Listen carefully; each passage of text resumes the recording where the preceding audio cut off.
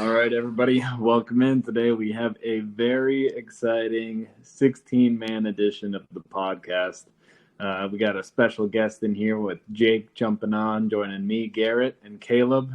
We're going to kind of run through our good old-fashioned 16-man league that's been going 10 years deep now. And, we're going to rip you guys a new one, go over the history of the league, some shake takers, what makes our league unique, and the fact that it's a 16-man, some of our comparisons with everybody, and then a special word for the weekend. So stay till the end, and you might have an upper leg on some of your buddies this weekend.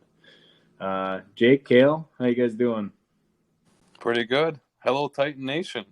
Yep, ooh. Fuck you, Dom. Yeah. Ooh, Caleb taking shots right away. All right. Well, let's go over the history of the league here. So we have some previous champions. Like I said, we're 10 years deep right now. So back in 2012, inaugural year, we had AJ Donaldson take down the championship. This was the famous "you guys didn't pay"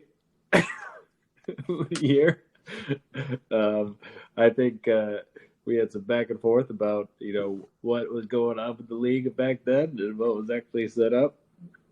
2013, Jordan Armstrong wins it with Breeze, Jordy, Graham, and Garbage. I think he had Des Bryant too. I think you might be right. I remember he limped in with like a whole bunch of Giants, like misfits. It was like Shane Vereen and Ahmad Bradshaw. He had both Giants running backs, he said. Yeah. And then like some random receivers like Victor Jordy. Cruz. Wasn't Jordan Matthews one of his receivers?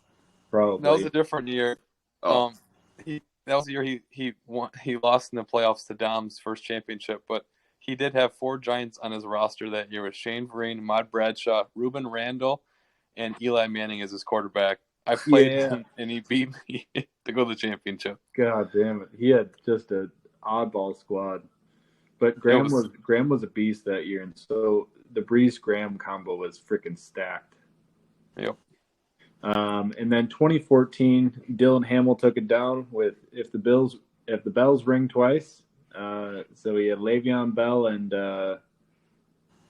who was the other one for the Lions? Joik Bell. Joik Bell was a monster that year. Year after that was Dom. Fuck Dom. Year after that was Ben with the old Johnson train. His team was a wrecking ball that year. And then Merck took it with, he rode Todd to the championship that season. Good old Gurley. And then Dom returning as the first 2-time champ. Take the wheel. Kyle, we never thought he'd see the day. So Kyle took it in 2019. Then Dylan Hamill got it again last year or 2 years back. And Chad, the big winner this season, with riding big old Jonathan Taylor to the championship. So, Jake, you've been around since the start. Of the guys who've been the winners, who's the most surprising? Definitely Ben. I think his first 3 years in the league, he had a combined 5 wins. Oh. And then he wins the championship. I couldn't believe it. From 0 to hero. he doubled his wins in 1 year compared to the 3 previous. So you're saying Ben should have 3 mystery shakes coming his way? Oh, God. Boy, if we did them then, I know he took dead last at least one of those years. He might have tied for dead last the other year. Oh, Dude, boy. That year, though, David Johnson was such an absolute monster. He had over 20 touchdowns, I think, and over 2,000 all-purpose yards. It was just freaking monster season. Didn't he have Melvin Gordon, too? He very well could have had him. I remember there was 1 year, I think it was Melvin Gordon's second season. He picked him in, like, the 4th round on the turn. That was it. And that was the same year, because his year reminds me a lot of Josh's last year, where every one of those question mark picks and guys ended up falling hit. Yeah. In a 16-man league, it's huge, and that Didn't work out for Josh, but Josh didn't draft Patterson last year, right? He was a week 1 pickup. He picked him up on week 2. Okay, and yeah, we know how that turned out. But yeah, Amon Ra was his late round stealer that he saved, just held on to.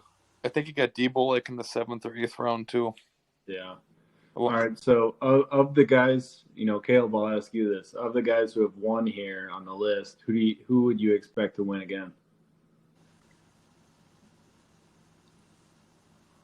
Oof. Ooh. I mean, I'm gonna go with the powerhouse of Dylan. Ooh. I feel like every year he's there. But that was mine. We're gonna have a new winner this year. Book it, put it down, bet a shotgun on it, save this clip right here for the next season. If I don't, if not a new winner, Caleb shotgunning in the beer. All right, I like right the before way his that first sounds. pick of the next. Right before my first pick. Okay, that's Merck how that goes. Yes, two quarterbacks later. All right. That being said, let's flip it to the bottom of the barrel guys from the league. So we're 5 years deep now on the mystery shake, which I can't believe it's been that long. Maybe because we got robbed of one last year. So the first inaugural year was Matt Donner, and I feel like Donner got it easy in terms of how bad a shake can go, but he took it like a champ. Yes, he did, and he needed about some pep talk, but he did it, and he took it great. Donner was like the biggest advocate against the shake, and then he got it. I know it. Yeah, you guys made him quit.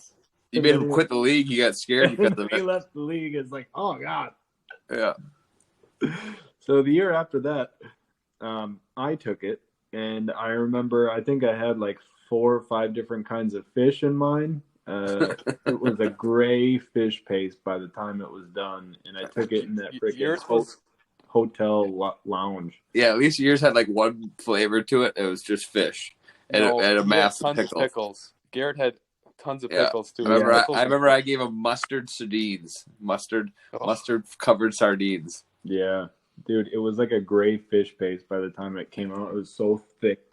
You guys had to shake it out of the blender because it was just so thick. Well, that's because we never had enough liquids. We got to add more liquids. That's the problem. So that's our tip for this year: more liquids. So Caleb, you got it the year one whole beer. And I remember Whitey. So you had it 3 years ago. Well, yes, 2 years before this one, and you had a whole. What was Whitey's was squid in its own ink. No, but mine was like, mine, I don't know. It kind of have a fishy taste too. But mine was hot because Dylan brought that like fancy hot sauce that he had handmade. I remember like it just tasted like, I threw up right away as soon as it hit. But I remember just like the initial taste was that, and then it was just like after, like I had heartburn because it was just that after hot taste, and I hate hot stuff. Yeah, God, that was nasty. You brought hot stuff too, Jake, didn't you? No, I didn't bring it. Jake, are you going to bring your Inferno this year? Yeah, Kyle's going to be in for a world of hurt. Kyle's going to be bleeding out of his asshole. Yes. No, but no. And then I think for mine, too, Billy brought, like, pickles that he had in a fridge for, like, 2 years. Oh, God. I think you're right. That's bad. So last year we got robbed because Merck didn't show. Yeah. And now this year Merck didn't show this year either. So, next year, Merck, you're buddying up with whoever the last guy is, and let's hope you don't take last again. Let's hope you don't have a white dog turd in yours. white dog turd. But Kyle, I feel like, the fact that Kyle went from first to worst. No, he had a year between. Yeah. Damn it. But the fact that he is Kyle, nobody's pulling punches. No, it's gonna be merciless. It's gonna be bad for him. God, it's gonna be like the Bears' last 10 years. It's kind of funny because in 2020, me, Kyle, and Dom were all like one of the top guys, or up there a little bit in rankings. I think I was regular season champ in 2020, and then that's when I had all those great trades. But and then last year, me, Kyle, and Dom were battling for dead last for the longest time until the last 2 weeks. Yeah. Kyle managed to snake it from you guys. He didn't want you to have to take. Yeah, he didn't want to repeat milkshake guy for me by 2 out of 3 years taking the milkshake. So he's like, "I'll take it for you, Caleb." Yeah. We talked. We conversed. All right, so the next topic we got on hand is like what makes our league so unique. So with it being such a big league, we're in a 16-man here. Jake's going to touch base on his first tidbit on the league. Sure. Tidbit. So we run a free agent budget, FAB we call it. And the way I consider it is, it's like you're buying players. Sounds for free almost. Like, yeah, you have your FAB, but you could pick up somebody, especially early season, that you could play for 15, 16 weeks barring injuries, and you didn't have to draft them. You didn't use draft capital, and they could be an RB2, a wide receiver 2. There's been other circumstances, but essentially everyone gets the same amount, but you have an ability to buy a player for your team. It's in the 16-man league. It's even more crucial to get those guys for week 1, or after week 2, because there's so many injuries in a 16-man league. When you have an injury, one injury could literally send you to the non-playoff bracket. Well, yeah, and like look at last year. After as soon as we get done with the draft, Dobbins tears his ACL after Garrett used like a third round pick on him or second round pick. And then 2 days later, Edwards tears his ACL. So your guy who didn't draft, I don't know who ended up with Freeman and Murray, but was that you, Garrett? I grabbed Tyson Williams right off the get-go, and I was able to use him for like 2 weeks. Jake had both Murray of them? And Freeman. Yeah, and both ended up being relevant, But then, like you, Garrett, you got Elijah Mitchell. Week 1, you spent, 2/3 of your FAB? Yep. Well, Elijah Mitchell, and ended up being top. What did he finish, like RB18 last year, or RB17? He was RB2. Yeah, and that's exactly it too, because it's like early on in the season I lost Dobbins, and then Trey Sermon I also drafted really high. So when I knew the 49ers, being the freaking juggling act that they are, saw Mitchell get all the carries week 1, and I'm like, in order to stay relevant in this league, I have to hit on this because I have no running back. So I invested in almost all my FAB. But you've seen other years where you go and you throw out a huge chunk of your FAB and you could miss and just kind of be left holding the bag. Mark Ingram right here. Yeah. But if you do go and you do grab somebody like that and they are an impact player, like Josh got Patterson for cheap last year, if I remember right. But if you were to invest big on Patterson, you watched him be a top 10 RB last year, and it's like, okay, a guy like that, that's an advantage no other person in the league is getting, because we all have the same draft capital, like essentially when we start out, unless you're making trades. Well, I don't know who does that. But like getting a guy like that, it can be so huge. So, but it's such a dart throw early on, because you never know how things will change throughout the season. One thing I want to discuss with the FAB too was, I know there's quite a bit of guys that throw a lot to buy those extra weeks of play time, but there's guys too, and it's worked out for years and years. And I have a couple examples where they've waited until the last couple weeks, and it always seems there's a big RB injury or someone that takes off that is on waivers, even in a 16-man league, that they have used and started and helped them win in the playoffs. Last year, Rashad Penny was an example for Chad. He had a stellar end of the year, and he helped Chad. Well, I mean, he had Jonathan Taylor, but it was another cog in his machine to get him rolling, and boy, did it help him in the championship. And another one a couple years ago was someone picked up Rashad Perriman when he was with the Buccaneers, who also helped them, and they started in the championship game. Well, that was a last week waiver wire pickup. Was it Kyle? Because he also had Devontae Parker the year he won, and Parker. I do believe it was Kyle 3 years ago who picked him up and ended up starting him in playoffs. That's freaking wild. But it's happened a couple other times where I think Dylan. I think Dylan in 2020, and I know Garrett hates when I talk about this guy, but I think Dylan had Jeff Wilson Jr. too. I gotta look back on that, but he might have had Jeff Wilson Jr., who also blew up at playoff time. Yeah. So I think throwing a lot of money in that right off the bat to get those weeks is really important, but then saving a percentage of your fab to the end to get one of those guys is not a bad strategy either. I want to shout out a guy here because he talks about it the past 2 years. Big Daddy, the 2020 year, he always looks for a rookie, he says, who probably is going to end up on waivers right away. And then he's going to look at him and monitor him and then try grabbing him later on. And he did that with T. Higgins his rookie year, and T. Higgins blew up and was like a good player. And so like last year he kept telling me like in the draft, looking for my T. Higgins, looking for my T. Higgins. So we're going to call that the T. Higgins Award. Yeah. Well, all right. So Caleb, like you said, you have some, notes about drafting in a 16-man league. You want to touch on that? Well, yeah, just like, you guys have been doing it for 10 years, like you said. And then my first year I was into the league, I thought it was a great idea to stock up on middle rounds, get out of the first, and grab some middle round guys. And, I ended up with Derrick Henry, who ended up becoming a monster, and shipped him at the end of the year because I needed some other pieces. But it's crazy to think how little and how important you're drafting, or like how little matters for like your like having a big bulk like in the middle area, but how important it is to hit your early picks. Mm-hmm. And that year I went with my first pick was Kerryon Johnson. And I think he got injured week 2 and never came back. And that was like a horrible pick type deal. And that's why I ended up taking the milkshake. But then, yeah, it's important, I guess, to hit on your early picks, get some like, good players, like your first couple of rounds, I would say. But then it's like Jake talked about too, if you can try to hit on 1 or 2 of your sleepers, you are set, because bench depth is very hard to come by.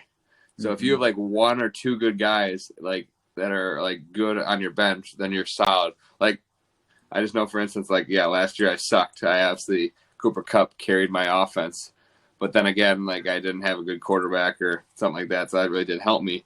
But like I made a trade middle of the season because I had 3 shitty quarterbacks on my team. I had Mac Jones, Baker Mayfield, and Carson Wentz, and I can't remember if it was Big Daddy or who I made the trade with, but I needed another piece, and I traded Carson Wentz for Darnell Mooney, and ended up with a solid depth piece. But yeah, it's different when you're drafting in 12 and 10-man leagues. You can hit so many times in the middle rounds where it's okay. You're okay if you have a bust player. Where in 16-man league you bust. Yeah. Well, and it's also different in a 16-man league because you sometimes talk about positional advantages. So mainly like quarterback and tight end get brought up when you're talking about that, because like in like your customary leagues where your 10-12-man leagues, everybody's got pretty good running backs and wide receivers usually, so you can have some difference makers in your tight end room with the alphas compared to your scrums at a tight end 12, and you can almost argue the same thing between your top end quarterbacks. But I would say in a 16-man league, the top quarterbacks compared to the guys who get stuck with a 16th quarterback. I'm just going to say this. Oh my God, it's so much bigger. In the tight ends, it's like most of the league's going to have crappy tight ends. So, while the guys who have Kelsey, Waller, those guys, like they're going to have an advantage over everybody they face. And they might be able to find wide receivers and running backs easier throughout the year because you're never going to find like the alpha tight ends. So it's like, are you just looking to get the most points total out of your starting lineup, or like whether it's running backs, getting good running backs and wide receivers, or are you trying to like get the alpha QB, get the alpha tight end, and hope that you can find running backs and wide receivers later, because those positions are easier to find later. So it's like, man, could you fill those in to try to get like an overall, better lineup in its entirety? It's kind of like I could debate it either way in my sense, because it's like, man, you could end up grabbing just scrubs for those two positions and hoping that you might have something that's okay, and then just having really good running backs and wide receivers, and it's like, man, back and forth. But no matter what, I feel like I've been in a position where I've been left holding the bag at quarterback, and that sucks. Yeah, I think you have to have.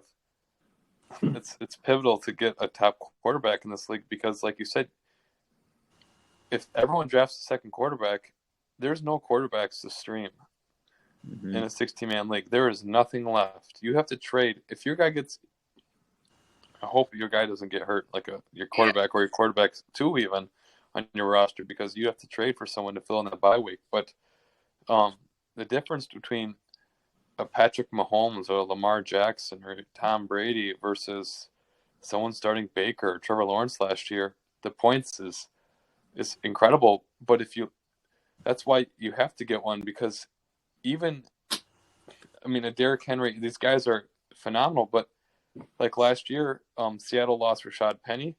They lost Chris Carson. And I picked up DJ Dallas, and he gave me a couple weeks where he had 10 to 15 PPR points that week, which is, it's not RB1, but it was a lot closer to the RB1 than a quarterback. The 16 on the week and the quarterback one. Well, and last year I had Ryan Tannehill as my starting QB, and he finished as QB 12. But that was a rough road. Yeah. It was real rough.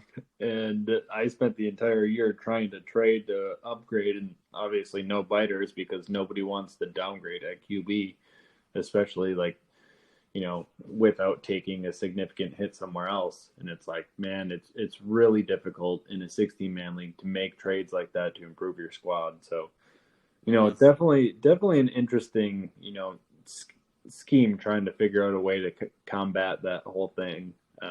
But definitely some lessons you have to learn the hard way.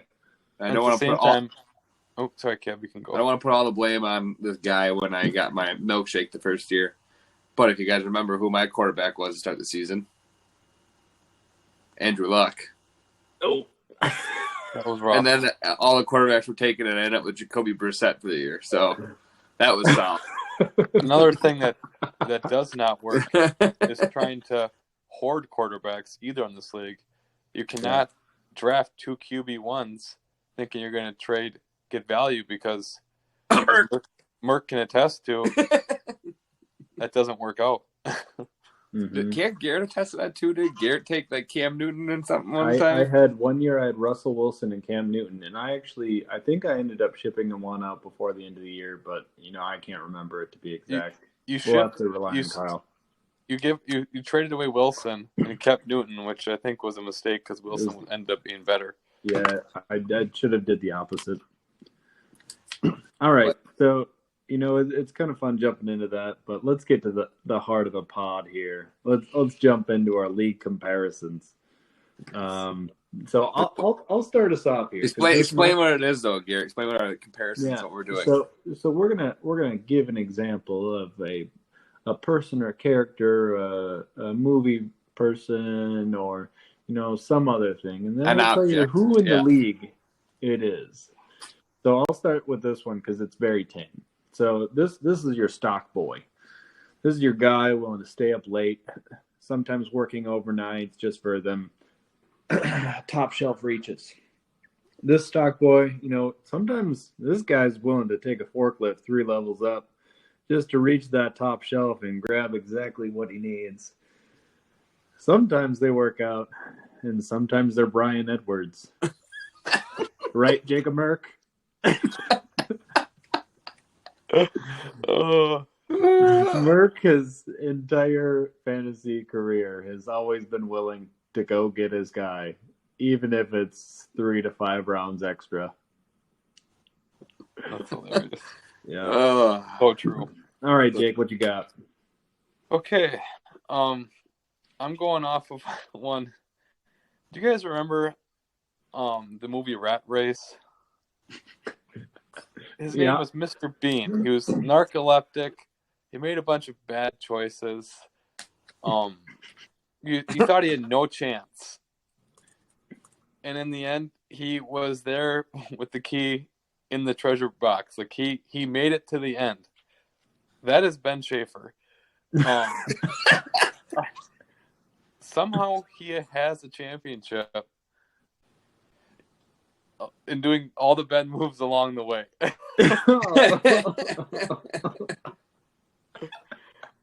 Like you look at his roster and you're like, there's no way. But he finds a way and he has a championship. So he does have one, and Ben, Jake's been calling you out this evening, so maybe you guys got to do a little shotgun race or something to use time. I had to do something. All right.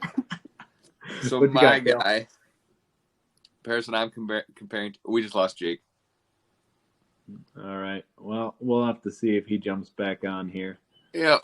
Maybe his phone died. Yep. So my guy, even though Jake's not here, he'll doesn't appreciate this one. Is there he is. Sorry, it bounced me out there with the internet. Okay, so Jake, my person that I'm comparing to is Howie. You don't know who Howie is? He's the albino dude from Benchwarmers. Yes. And if you guys all remember, he has panic attacks. He gets boxed up into little rooms. He's hiding underneath chairs inside the RV. And that's what happens when we push this guy to make his picks. He boxes up, he locks up, he's like, ah! You know what? Can I do a little Zoidberg? Yeah. And if you guys could guess who that is, that's Kyle. And so I gotta check that. If you know about Howie, is in the movie, he's scared of the sun, and he can't come outside of the sun. Well, that's us. Kyle's scared to make his picks. He doesn't know what to do. He's checking what that guy had for dinner last night, Googling it. Did this guy go to eat at McDonald's, or did he go to some fancy place? Who's his mom? Where was he born at? What is the name of his firstborn child? That's how Kyle is for research. And he panics. He doesn't know what to do. Finally makes his pick. He's like, whoof, a little relaxed. So that's how Howie was. Scared of the sun. And all of a sudden it comes back around. Kyle's drinking a Busch Light. Howie's drinking a sunscreen. And then they're like, well, what do you think about the moon? Otherwise, Kyle's next pick. Hate it. There he goes. He's boxed up again. He's peed in a bottle. We don't know what to do. That's Kyle. He's Howie. Oh, God. That's accurate, too. Oh, good God, Kyle. So, sorry, Kyle. Poor guy. Next we'll see Kyle eating sunscreen at the draft. Yep. All right, so my next one is a xenomorph hatchling. So if you've ever seen any of the Alien movies, you know how a xenomorph, it's a ferocious creature, right? These things are badass. They're freaking crawling all over. They got tongue that stinks out. But the hatchling, when it comes out of the egg, while seemingly underwhelming, always, sneaks up on everybody. But these things will stop at nothing to get what they want. They want to cling to a human face and suck on it. We have one person in this league who knows exactly what he wants, and he will stop at nothing to get the first quarterback off the board. And that's Jordan Armstrong. Jordan, you are the xenomorph hatchling. Patrick Mahomes, first round. It's going to happen.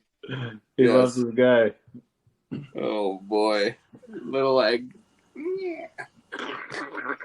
So, is Jordan's defense, fantasy defense, is that the egg around the xenomorph? Is that all together? that's the human body that is sitting there lifeless while it explodes out of its stomach. Jordan's defense is that zombie body. Just protecting it. Yes.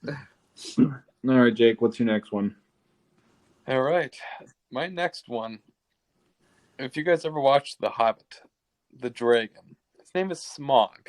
He's sitting over a trove of treasures, jewels, gold, diamonds.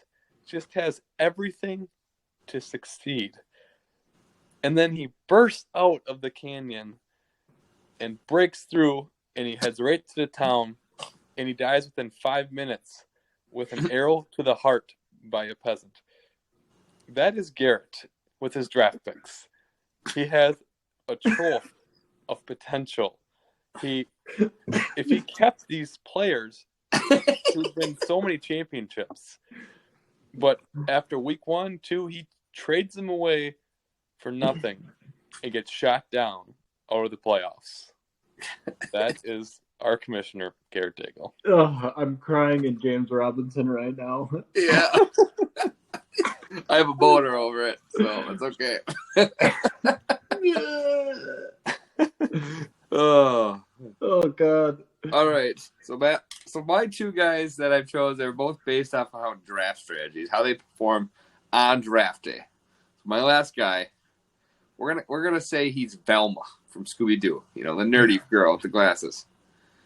Sits there about usually 3 to 4 hours before the draft, gets into his position where he's going to sit the draft, has his computer up, has a notebook, has a fancy prose magazine or something, and he just goes to town. Doesn't say a word, just figuring it all out.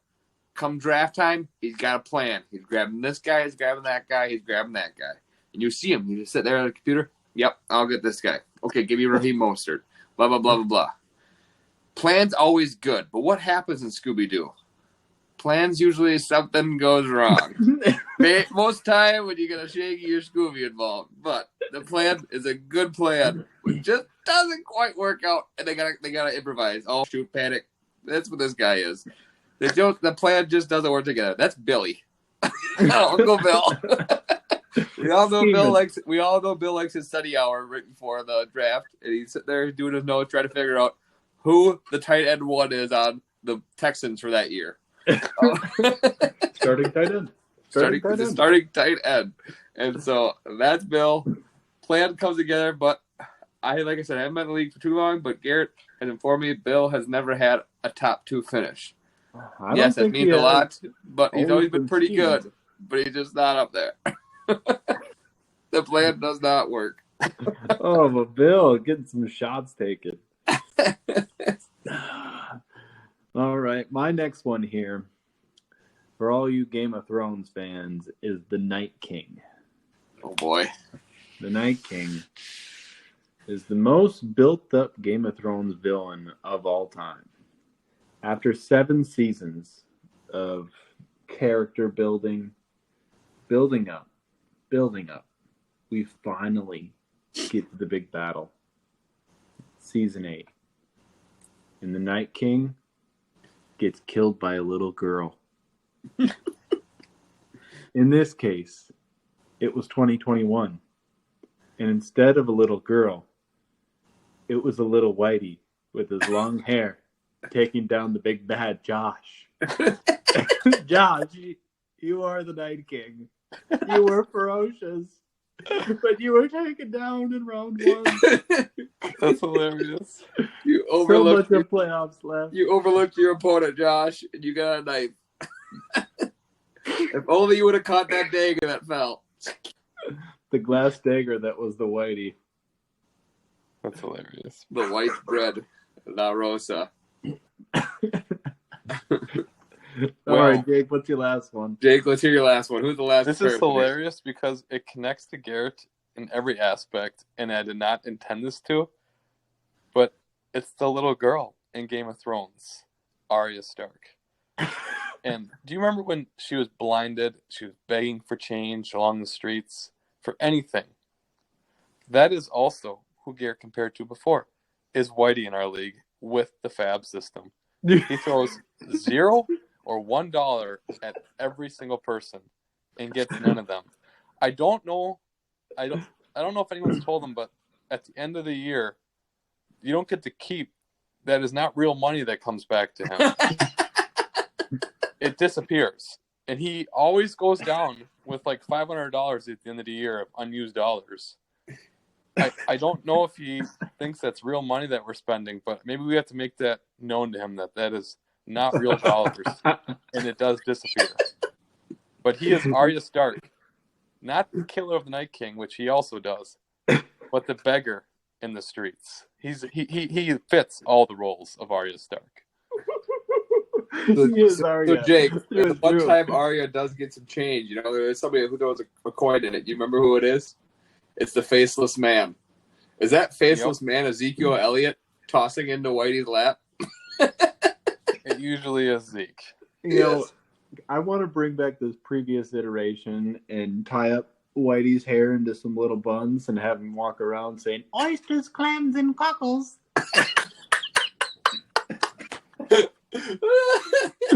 If we could get that at the draft, I'd pay good money for it. And look even better. I'd throw some coins in his jar. It looks. He usually has the beard of a beggar too. Ooh. Ooh. Ooh. Well, all right, Garrett, hit him with the big news. The most important thing. What, did you have one more? Or are you done? No, I'm done. Oh, all right. All right, guys. So, we're going into draft weekend here. And, I know in years past we've had some secret cards that have been played. We've had, Winnie the Pooh suits. We've had suits that didn't work out because goggles were getting fogged up. Jake.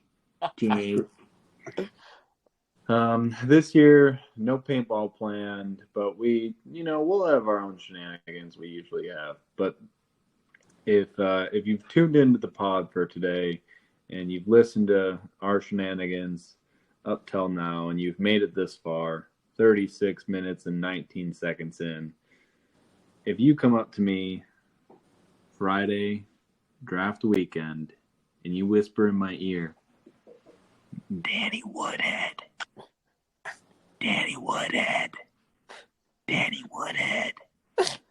just like Beetlejuice, you say it 3 times, I'll give you something special. Don't forget it, guys. Friday. I got it. All right. Well, I think that's pretty much all we've got for this evening. It's been pretty fun kind of running through the league and talking about our mates. But, looking forward to this weekend and seeing you all Thursday, Friday, Saturday. Absolutely. All right. Fuck you, Dom.